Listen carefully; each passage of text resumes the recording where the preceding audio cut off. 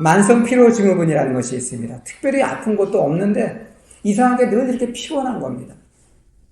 여러분 중에 아침에 눈을 뜨면 상쾌한 아침이다라고 아주 거뜬하게 가뿐하게 일어나시는 분 그렇게 많지 않을 거예요. 다 어딘가 좀 일어나면 뭔가 좀 피곤하고 아픕니다. 그렇다면 이렇게 피곤한 이유가 도대체 뭘까요? 먼저 사람 때문에 피곤합니다. 매일 우린 사람을 만나죠. 만나는 사람과의 관계 속에서 불협화음이 일어날 수도 있다는 거죠. 또 경제적인 문제 때문에 또한 피곤합니다. 과학과 문명은 계속 발달해요. 근데 경제는 자꾸 어려워진다는 거죠. 인원도 감축되고요.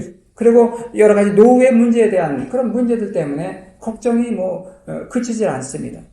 먹고 사는 문제 때문에 이제 피곤한 세상이 되었어요. 또 환경 문제도 우리를 피곤하게 합니다. 갈수록 공해와 오염 등이 우리를 지치고 피곤하게 만들죠. 그러나 무엇보다도 우리를 피곤하게 하는 것은 바로 우리의 마음이라는 것입니다. 여러분, 마음이 불편하면요, 아무리 좋은 것이 옆에 있어도 피곤하죠. 우리 영혼에 안식이 없다면 아무리 가진 것이 많아도 피곤하고요. 좋은 집에서 좋은 환경에서 살아도 피곤이 몰려오게 되는 것입니다. 여러분 아시는 솔로몬, 온 세상이 깜짝 놀랄 만한 지혜도 가지고 있는 사람이었어요. 또 많은 지식으로요 3,000개의 잠언을 지었고요, 또 1,000개 이상의 노래를 작곡했습니다. 또 하나님의 성전을 세우고 창고를 열면 금은 보화가 아주 가득했습니다. 또 1,000명의 부인을 거느리고 살았어요. 그런데 그런 그가 인생의 마지막에 내린 결론이 뭐예요? 여러분 다 아시잖아요. 헛되고 헛되니 모든 것이 헛되도다. 해 아래서 수고하는 그 모든 수고가 다 헛되도다 그랬어요. 이것이 솔로몬의 내린 인생 결론이라는 것입니다. 이 세상 그 어떤 것으로도 공허한 마음을 채울 수는 없다는 겁니다. 이처럼 피곤하고 힘든 저와 여러분 현대인들에게 절실히 필요한 것이 있는데 그게 뭡니까? 참된 안식이라는 거예요.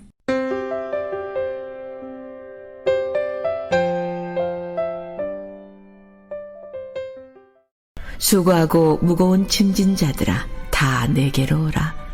내가 너희를 쉬게 하리라. 나는 마음이 온유하고 겸손하니 나의 멍에를 메고 내게 배우라. 그리하면 너희 마음이 쉼을 얻으리니 이는 내 멍에는 쉽고 내 짐은 가벼움이라 하시니라.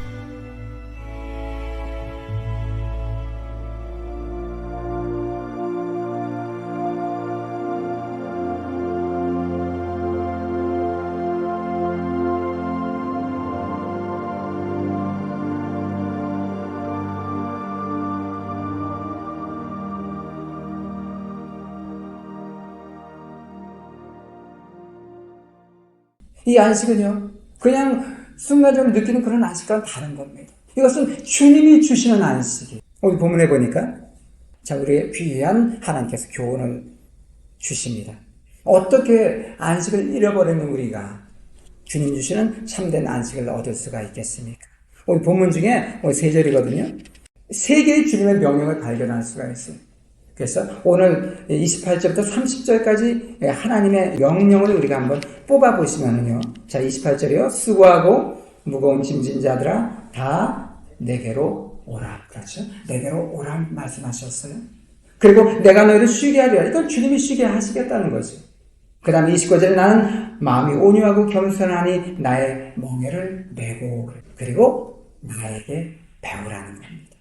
그래야면 너희 마음이 쉼을 얻으니 이는 내 멍에는 쉽고 내 짐은 가벼움이라. 이렇게 말씀하셨습니다. 그래서 오늘 본문의 이 3가지 명령, 내게로 오라, 내 멍에를 메라, 내게 배우라, 이 3개의 말씀을 통해서 하나님이 주시는 은혜를 얻고자 합니다. 첫째로 내게로 오라고 이렇게 말씀하셨습니다. 모든 사람이 그 처한 환경과 상황은 다르지만 이런저런 수고를 많이 하죠. 무거운 인생의 짐이 있다는 거예요. 아무리 물질이 많다고 해서 평안한 건 아닙니다. 또 다른 무거운 짐이 또한 있다는 거예요. 남은 몰라도요, 하나님은 다 알고 계시다는 겁니다. 그 모습을 보시고 주님은 말씀하셔요. 수고하고 무거운 짐진 자들아 다 내게로 오라. 예수님은 인생에 짊어지고 있는 이 수고하고 무거운 짐의 모든 정체를 누구보다 잘 알고 계신 분이에요. 왜요? 그런 태초부터 계셨던 분이고 우리를 지으신 창조주 하나님인 줄로 믿습니다.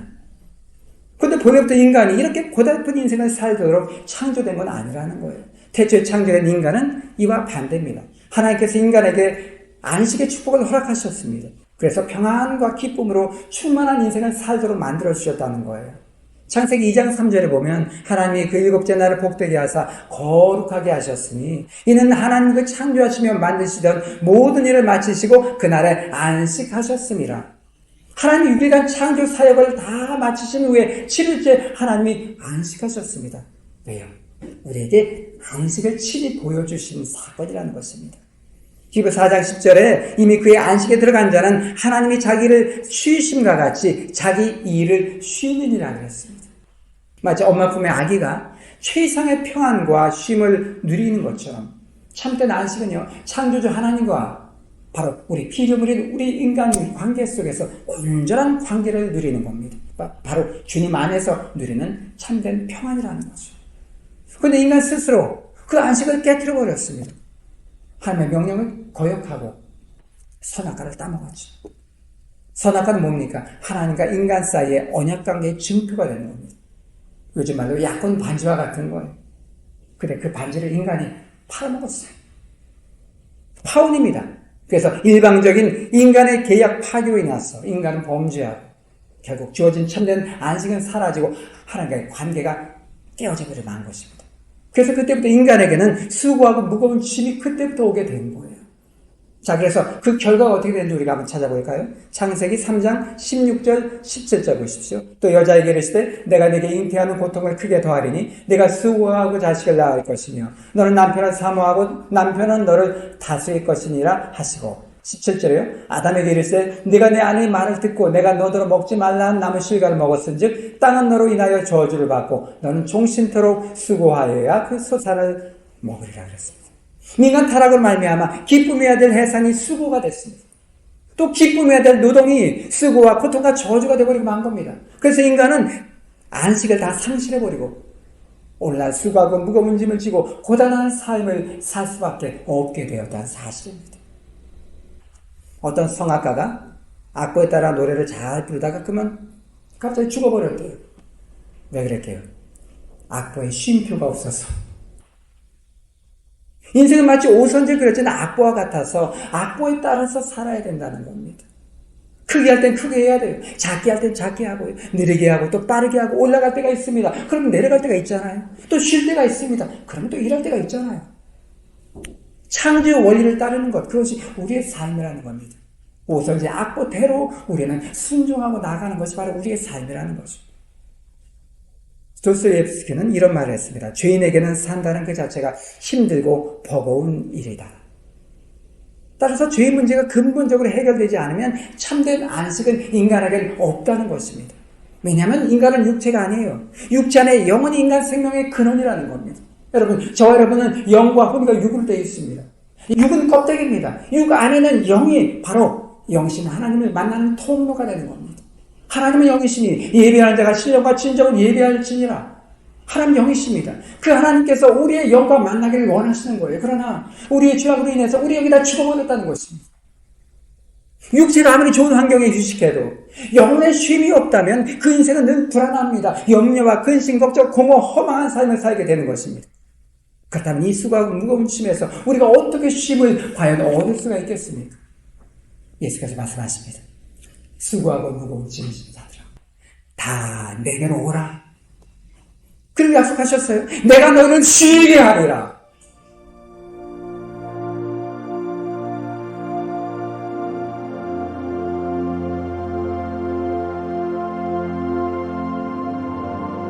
그러나 먼저 조건이 있다는 겁니다. 내 위치에서 떠나서 주님께로 돌아오라는 겁니다. 내 자리를 벗어버리고 주님의 자리까지 나오라는 거예요. 그러면 참된 쉼, 안식이 너희에게 주겠다는 것입니다. 왜 안식이 상실됐어요? 인간의 죄 때문이죠. 인간 스스로 창조주 하나님을 떠났기 때문입니다. 일방적인 계약 파기입니다. 그래서 인간은 그 죄의 형벌로 참된 안식 대신 수고하고 무거운 짐을 지게 된 거예요. 그래서 하나님께서 돌이켜 돌아오라는 거예요. 근데 여러분, 문제가 있습니다. 하나님은 거룩하신 분입니다. 의로우신 분입니다. 죄인된 우리가 감히 가까이 나갈 수가 없다는 겁니다. 마치 태양을 맨눈으로 우리가 볼 수도 없는 것처럼 우리가 하나님을 볼 수도 가까이 갈 수도 만날 수도 없다는 겁니다. 먼저 우리의 죄의 문제, 인간의 죄의 문제가 먼저 해결돼야 된다는 거예요. 그러므로 우리에게 대신 나가실 중보자가 필요하게 되었다는 것입니다. 우린 직접 나갈 수 없잖아요. 여러분 선을 보면 중매장이가 꼭 필요하죠. 어느 단계까지 중매장이가 꼭 있어야 돼요. 그죠? 디모데전서 2장 5절에 하나님은 한 분이시요 또 하나님과 사람 사이에 중보도 한 분이시니 곧 사람이신 그리스도 예수라. 할렐루야. 우리가 선글라스를 꺼 옆으로써 태양빛을 볼 수 있는 것처럼 아무도 예수를 통하지 않고는 예수님을 하나님께 나아갈 수가 없다는 겁니다. 내가 곧 길이요 진리요 생명이니 나로 말미암지 않고는 아버지께 올 자가 없느니라.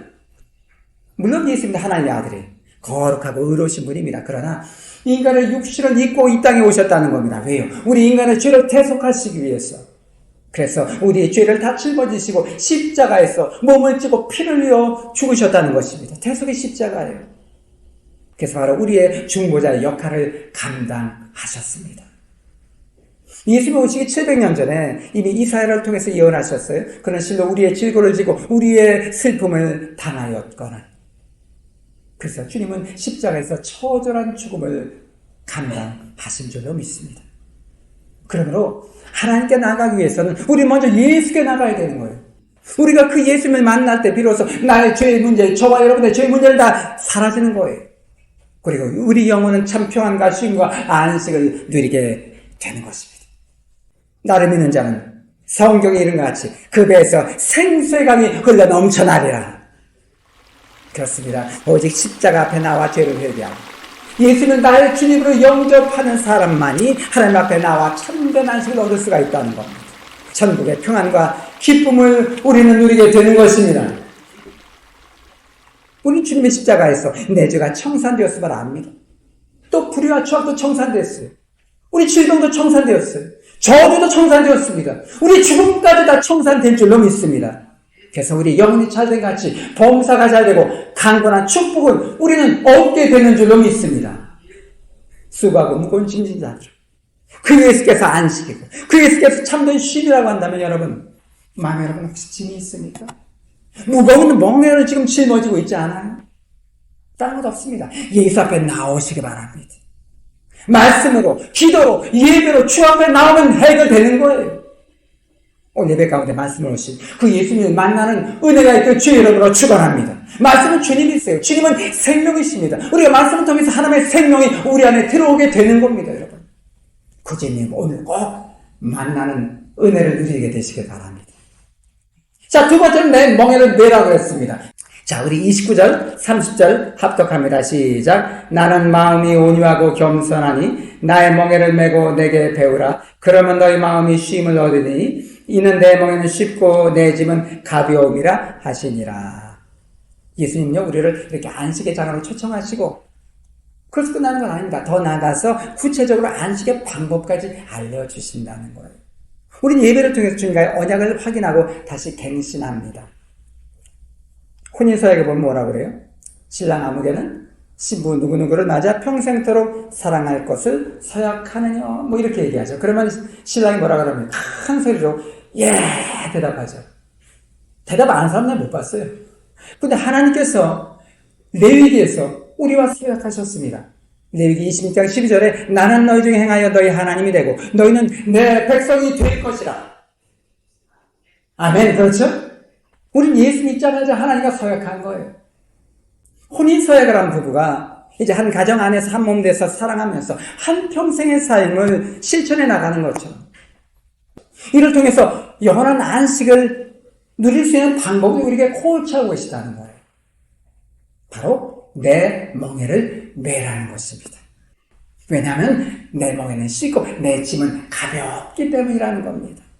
너희 짐과 너희 멍에는 무겁지만 내 짐은 쉽고 아주 가볍다는 거예요. 바꾸라는 것입니다. 그때 너희 마음에 참된 안식을 얻을 수가 있다고 말씀하시는 거예요. 주님 이렇게 구체적으로 방법을 알려주십니다. 여러분 오늘 이 시간 주님의 음성을 듣는 은혜를 누리게 되시길 바랍니다. 여기서 멍에는 쉽다, 이 쉽다라는 단어는 사실 정확하게 말하면 내 멍에는 편리하다, 잘 맞는다 이런 뜻이 있습니다. 우리가 양복점에 가면 이제 양복을 이렇게 가봉하잖아요. 먼저 사이즈를 잘 측정합니다. 이제 얼마 후에 오라고 그러면 이제 가면 이제 옷을 딱 입혀놓고 주인이 이렇게 말하죠. 참 잘 맞으시네. 몸에 아주 딱 맞으시네요. 그것이 바로 쉽다라는 의미가 딱 맞는다 이런 뜻입니다. 멍에는 이제 소를 위해서 만드는 거죠. 팔레스타인에도 이제 소를 가지고 농사를 이렇게 짓습니다. 소 2마리 가지고 짓는데요. 그 농사 지을 때 멍에를 이제 만듭니다. 소가 얼마나 효과적으로 일하느냐는 멍에를 얼마나 잘 만드냐에 따라 달려 있다는 겁니다. 그래서 소 사이즈를 먼저 이제 가공하듯 측정을 해서 이제 멍에를 만들어요. 보통 2마리 소가 함께 일하도록 이제 멍에 구멍 2개를 딱 뚫은 다음에 2마리 소를 함께 거기다 이제 연결하는 거죠.